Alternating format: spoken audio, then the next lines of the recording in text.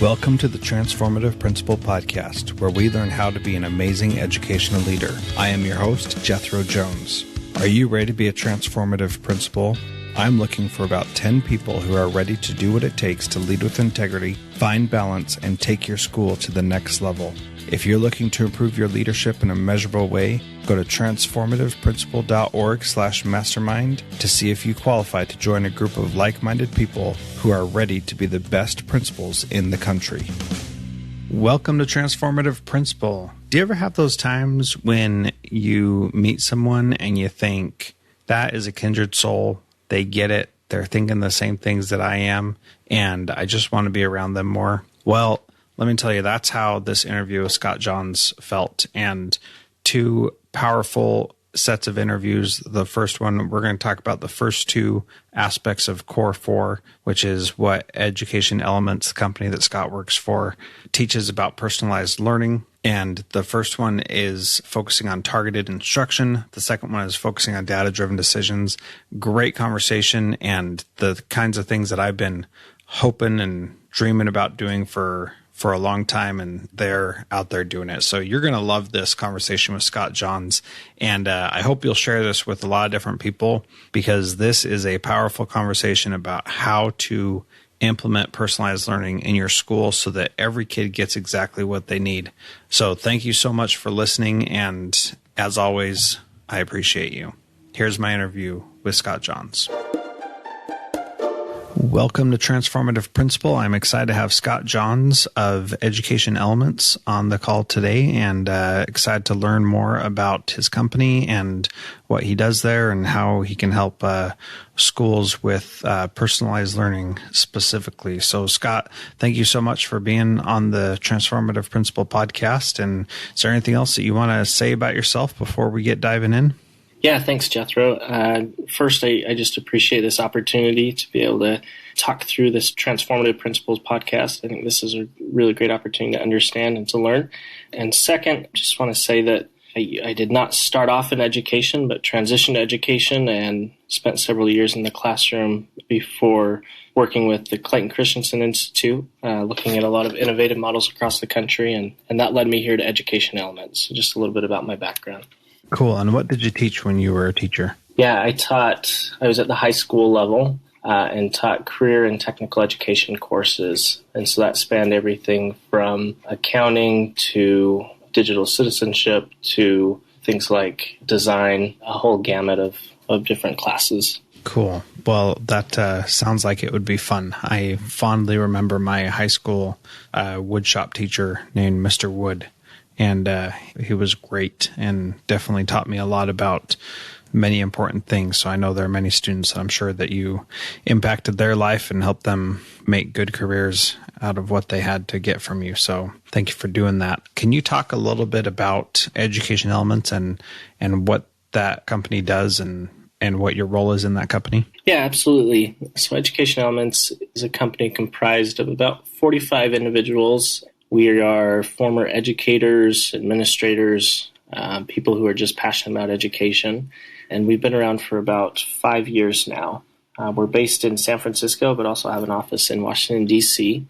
And what we do is support school districts, so district leaders and school leaders, to design, support, and implement personalized learning. We recognize that the shift to personalized learning can be daunting, and it can be scary to consider everything that's involved in that process and that shift. And so we partner with a lot of amazing school districts to help them make the key decisions so that they can have successful implementation of personalized learning. So personalized learning, talk a little bit about what you guys define that as. And in education, we have many different definitions for different things. So help me understand what your view of personalized learning is. That's a great question, Jethro. And this is something that we often talk about at our company and as we engage with different school leaders across the country. When we think about a definition of personalized learning, there's a lot of debate going on about what it is and what it isn't. We generally try to stay out of that debate. There's even a push from some thought leaders to not define personalized learning because that puts a a limit or a cap on what it can achieve or what it should look like. But all the same, this is a long answer, but I promise I'll answer your question. No, that's fine. But all the same, we really think that it's valuable and needed for teachers and instructional leaders to have some basic principles around what personalized learning is. We've seen very often where district leaders have told classroom teachers, go do personalized learning, and then the district leaders go and look at what the classroom teachers are doing, and it hasn't matched up with the vision of what they have in their heads. And that's because it is such an ambiguous term that can be, every person can have a different definition. So we try to avoid that debate a little bit. And what we try to do instead is hunker down on some core principles that we think every personalized classroom needs to be successful. And so those 4 areas are targeted instruction, student reflection and ownership, data-driven decisions, and integrated digital content.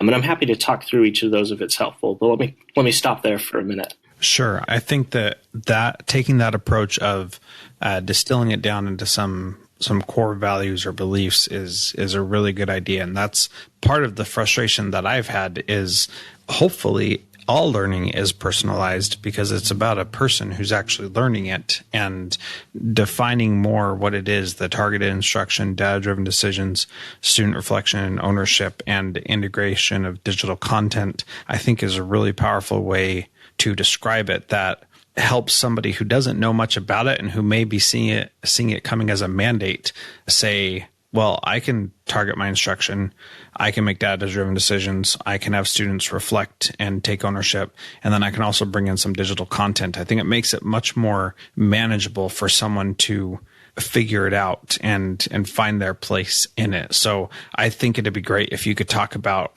each of those. And let's start with targeted instruction, if that's all right. Yeah, and I totally agree with you that it just gives people something a little more tangible to think about. And I'll say, before I dive into targeted instruction, I'll say that it's if you think about each of those areas, none of them are rocket science. None of them are terms or ideas that veteran educators are not familiar with already. But what a lot of school leaders have told us, the value that they get out of the Core 4 is that it just provides that comprehensive view, that check that they can think about their classrooms or their schools or their districts and think about areas to improve in. So when I'll start with targeted instruction, like you asked.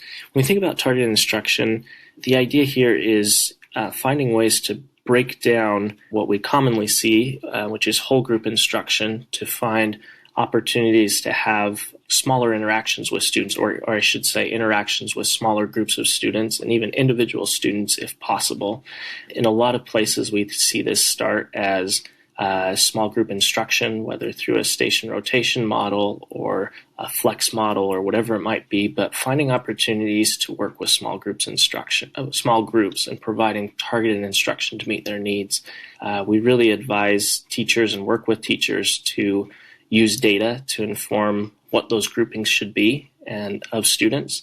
And we take a very strong stance that those groupings of students should be both dynamic and purposeful, that we should change those groups based on the needs that we have in the classroom so that we can meet with those students a little bit better. Research generally says that after about 7 or 8 students in a group, the benefits kind of taper off in terms of meeting with small groups of students. But I think you'll agree when you're talking to a group of 30 students, you talk to them very differently. The conversations you're having with them is very different from when you're talking to a group of 3 or 4 students. With 3 or 4 students, we can be a lot more conversational. We have an opportunity to listen to the students and provide much more targeted approach to their learning. Yeah, so does that help? That's what we think about when we think about targeted instruction. Yeah, so I experienced this my second year teaching after I did an internship with an elementary school to be an administrator. I came back to my classroom and immediately started doing small group instruction at the middle school level. And my peers thought I was crazy because that's not how we do it in the middle school. And I got parent volunteers to come in and help me with the rest of the class. I had 210 students in 6 classes, so more than 30 kids in a class. And I knew there was no way I could reach all those kids. So I started breaking it down and doing these small group rotations.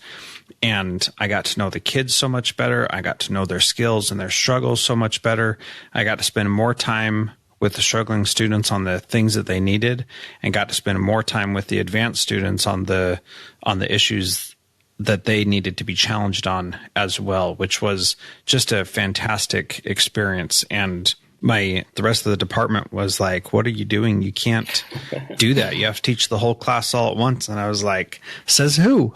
This is what these kids need. So I'm going to do it. What are some of the challenges of doing targeted instruction that you see? Yeah, I think that your story just illustrated a very real challenge we have, and that is the perceptions of small group instruction, especially at the middle school and secondary levels. In many ways, we see that elementary teachers are better equipped to use targeted instruction, but for middle school and secondary teachers, then it's usually a far cry from what they generally are accustomed to and what they've done in classrooms, and can take quite an adjustment to get to that point. I think a lot of secondary teachers are much more, since they're content experts, they're much more used to whole group instruction. Not to say that whole group instruction doesn't have a place in classrooms. We think it certainly does, but we generally see a tendency at the secondary level to rely much more on whole group instruction than any other form or breaking down the classroom. So I would say that's a real challenge. I think the challenge that we see most often in elementary schools is helping to break apart the idea that targeted instruction is equal to centers. Elementary teachers are generally familiar with centers. The key difference that we see, or the few key differences we see, and we try to emphasize, are that in centers, it's usually each group is receiving the same content, and the content is delivered in the same way with each group that rotates. Whereas in targeted instruction, we think it's an opportunity to both modify the content and the method of delivery based on the group that you are targeting. And the second difference is that, unlike centers, targeted instruction should rely on data to form groups, whereas in centers, it's a simple math problem of just breaking down your classroom into a manageable size, not necessarily taking into account the various needs of those groupings. So I think for each of these core four areas, these four principles, we think of them as spectrums and not just check marks. And so maybe that's the last challenge I'll point to with targeted instruction, is that sometimes we see educators that have the presence of small groups in their classes and they think, check, I've done it, I have targeted instruction. Whereas we think of each of these of areas of being a pretty deep spectrum, and just like learning to shoot a basketball at a hoop, then you can certainly throw a basketball at a hoop and you shot it. But to develop a shot like Michael Jordan, it's going to take some time. And in a similar vein, to become really adept at targeted instruction, it's going to take some skills to develop. It's definitely not just a binary check of having the presence of small groups in place. Yeah, and what I love about that, Scott, is that we don't all have to be Michael Jordan the very first time we do it.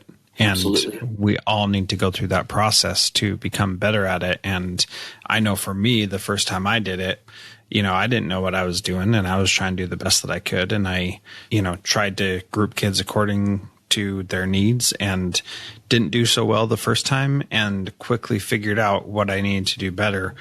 But I wouldn't have known had I not tried it first. And, that's an important aspect, is jumping in and taking it. And I learned shortly thereafter how to use data to help me make those groups so that I was teaching them the right things. And do you want to talk about that one next?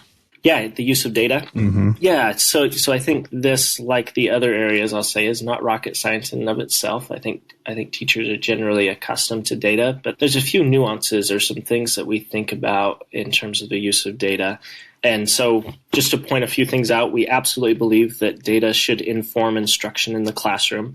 I think that a lot of times teachers can feel pressure to maintain a schedule or maintain their scope and sequence and not deviate from that, even if the output of data that their students are providing is indicative of issues or problems or misunderstandings or whatever it might be. We take a strong stance that data needs to drive the direction and the instruction in the classroom. We also think it's really important for teachers and students to be able to reflect on data. I think that too often when we work with educators, we see that the teachers are elbows deep in the data, but students rarely have an opportunity to do that. And so we see a variety of means or ways of doing this. A lot of times we see the districts where we work with that students start developing some type of tracker, whether it's a class-wide tracker or an individual tracker where they can just reflect on their own data and think about their own mastery level, and leads to an opportunity to set goals. I think when I was a teacher, I always knew that I was failing with a student in my efforts when a student would ask, well, why, Mr. Johns, why did you give me this grade? And when they asked, why did you give me this grade, then I knew that they weren't making the connection that their performance led to this grade. And really that was on me, that I was not connecting that back to them. So I needed to make sure that happened. The last area I would say in terms of data and research totally backs this, especially a lot of Hattie's visible learning work that's coming out, is the idea of tight feedback loops. That in order to succeed and in order to boost learning, students need feedback relatively quickly from the event that provided the data, and that feedback, if it's closer to that delivery point or that test or assessment, whatever it might be, can provide a lot better gains for the students in terms of achievement. Yeah. So where does standards-based grading or instruction fit into this? Yeah, that's a great question. I think we work with a variety of districts some districts are very traditional in their approach. Some districts take an approach to standards-based grading. Some districts are on the spectrum of competency and are working that way. We think that lends a really helpful opportunity to be able to break down specific areas that need attention, and would hopefully provide teachers, given if they have the right assessments and the right opportunities to plan, whether that's through PLCs or whatever it might be, to really look at that data and understand their standards and help students see where they're at, see what they need to complete. And so we see a variety of districts that are using a variety of grading metrics and standards. We wish that all districts would become a little bit more innovative and join the districts that are pushing the boundaries in that area, but we take what we can get sometimes. Yeah, I believe it. And I think that's a valid point, that standards-based grading could certainly help, but that you can still be successful with personalized learning even if you don't have that part of it set up. And that is a very big mind shift for teachers to have in their instruction, because not everybody thinks like that. On this podcast, I've interviewed Michael Shapiro, the principal of the Highland Academy in Anchorage School District. Uh-huh. And I actually had an opportunity to go visit that school earlier this year and got a tour from the students, and they understood where they were as far as what standards they needed to pass off and understand still. And to hear high school students talking about that was incredibly exciting, because they knew exactly what they needed to learn. And they did not say, why did you give me this grade?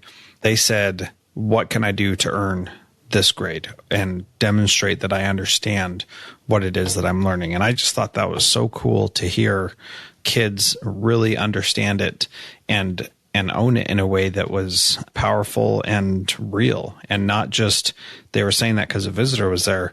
They were actually talking about it like they do every day.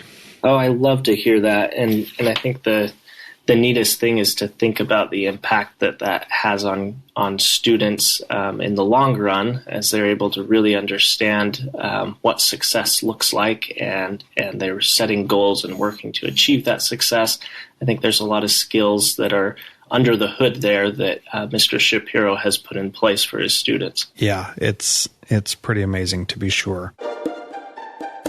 I mean, don't you just get excited after listening to that? I love it. This personalized learning stuff is right up my alley, and that was a great conversation. Next week, we're going to talk more about student reflection and ownership and integrating digital content, and then talk about some of the challenges that we face with this, and talk about one of my sneaky little ideas that I've had ever since I started teaching why don't we do this for every kid? So stay tuned for next week on Transformative Principal Podcast. In the meantime, do me a favor. Would you go to the transformativeprincipal.org and share this with somebody else, and then leave a rating and review in iTunes? That would mean the world to me, and it certainly helps other people find out about it. So thank you so much for listening, and have a great day. Transformative Principal is a proud member of the Education Podcast Network. Podcasts for educators by educators. Visit edupodcastnetwork.com for more great podcasts.